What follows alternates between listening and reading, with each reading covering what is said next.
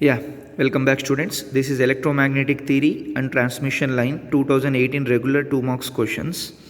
The first question is define vector product of two vectors. To define the vector product of two vectors, let us consider A and B are the two vectors. Then the vector product of A and B is defined as, the vector product is also be called as curl or cross product.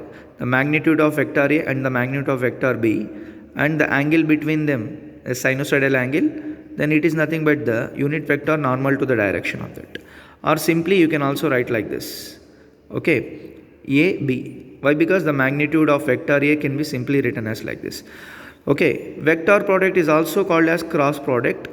This is the cross product of A and B. Then this is the unit vector along x direction, y direction and z directions respectively. Then these are the components along these directions of vector A and vector B.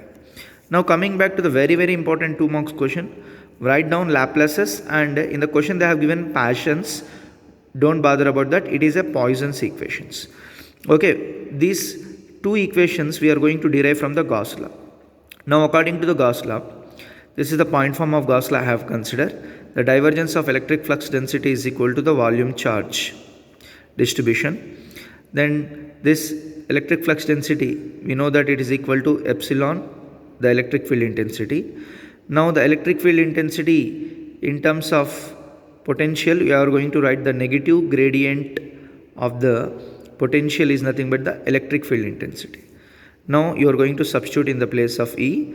Then this becomes the Poisson's equation for non-homogeneous medium, that means inhomogeneous medium. Now for a homogeneous medium, this is going to be sent to that side, then it is going to be multiply, then it becomes del square into V is equal to minus rho V upon epsilon. This is the Poisson's equation for a homogeneous. Now let us consider when it is a charge free region, then rho V becomes 0, then del square into V is equal to 0. This is nothing but Laplace's equation. Is it clear? Now coming back to the next question, that is the third question.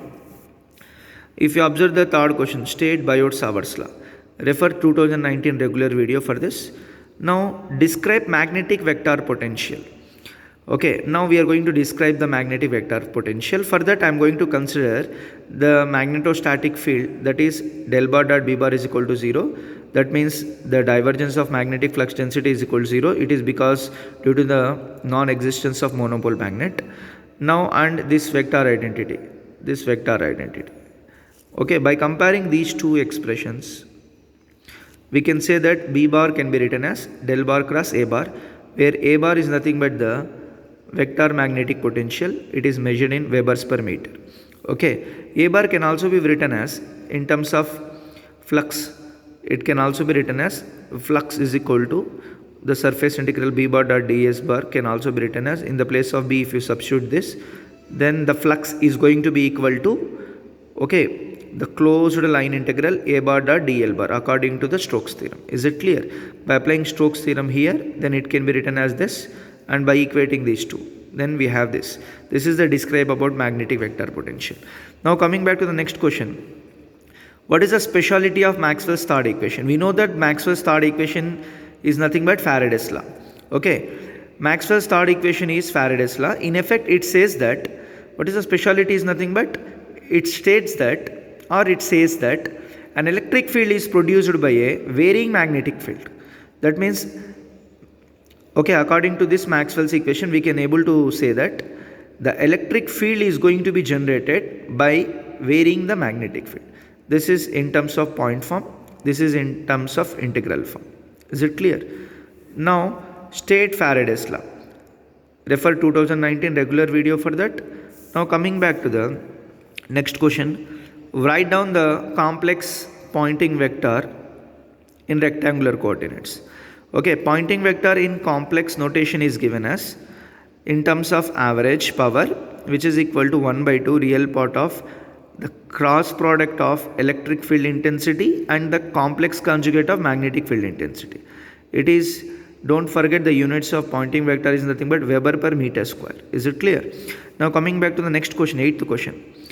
This is a problem. Find the velocity of a plane wave. We have to find out the velocity of a plane wave. in a lossless medium. Observe that lossless medium. For lossless medium, r is equal to 0, g is equal to 0. That is the condition, but here no need of that. With epsilon r is equal to 4 and mu r is equal to 1. Now in lossless medium, velocity of plane wave is v is equal to 1 upon under the root of mu epsilon, where mu is equal to mu naught mu r, epsilon is equal to epsilon naught epsilon r. Mu r is equal to 1 in the question they have given, epsilon r is equal to 4 in the question they have given.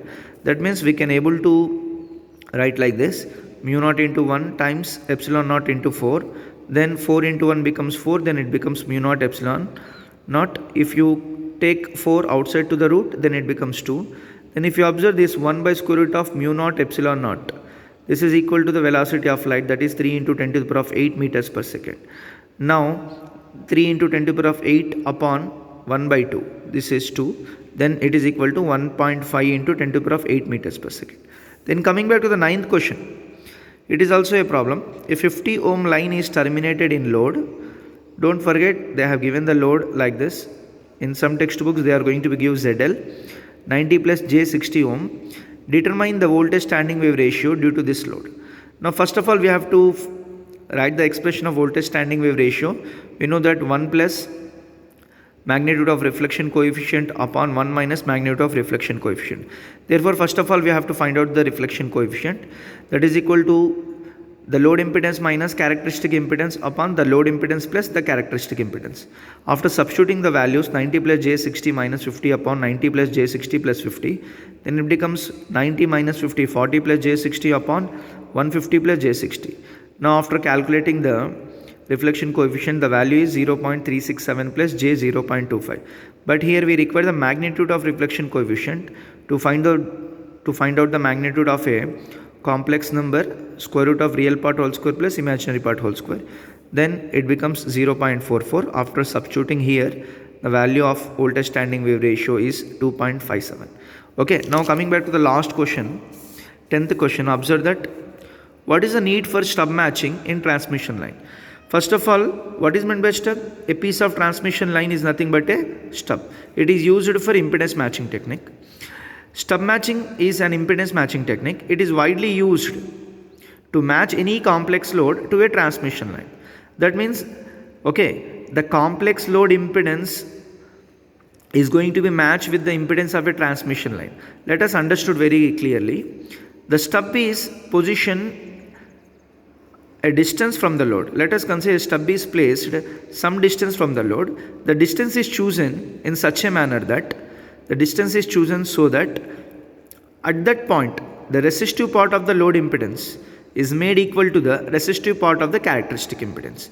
That means the load impedance resistance and the characteristic impedance, that means the transmission line impedance, okay, both resistive parts are going to be made equal with the help of stub.